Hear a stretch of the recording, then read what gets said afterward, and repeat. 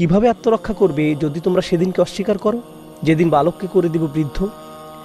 এখানে আত্মরক্ষার ধারণা প্রকাশ পাচ্ছে যখন কেউ আত্মরক্ষা করে, যেমন দরজা বন্ধ করে, জানালা বন্ধ করে, সিকিউরিটি অ্যালার্ম সেট করে, যেটাই করুক, কারণ এখানে সত্যিকারের বিপদের সম্ভাবনা রয়েছে।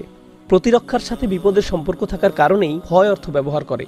ভয়ের কারণে তুমি যে পদক্ষেপ গ্রহণ করো সেটাই তাকওয়া। ভয় নিজে নয়। এমনও হতে পারে কেউ একজন ভয় পেল কিন্তু বাঁচার জন্য কোনো পদক্ষেপ নিল না, তার তাকওয়া নেই। অন্যদিকে যে ব্যক্তি ভয়ের কারণে দরজা বন্ধ করে, খারাপ এলাকা থেকে বের হয়ে যায়, যেটাই করুক না কেন, এর নাম হলো তাকওয়া। বুঝতে পারছেন? তাহলে নিজের প্রতিরক্ষার জন্য যে পদক্ষেপগুলো নেওয়া হয় তার নামই তাকওয়া। যে কোনো ধরনের সমস্যা থেকে নিজেকে রক্ষা করার জন্য ব্যবস্থা গ্রহণ করার নামই হলো তাকওয়া। তাকওয়া ইতিবাচক অর্থ প্রকাশ করতে পারে, শুধু বিপদ থেকে প্রতিরক্ষা নয়। যখন তুমি তোমার পিতার রাগ থেকে বাঁচতে পদক্ষেপ গ্রহণ করো, মায়ের রাগ থেকে, স্বামী স্ত্রীর রাগ থেকে, অথবা আজকের আলোচনার ক্ষেত্রে আল্লাহ যেন অসন্তুষ্ট না হয়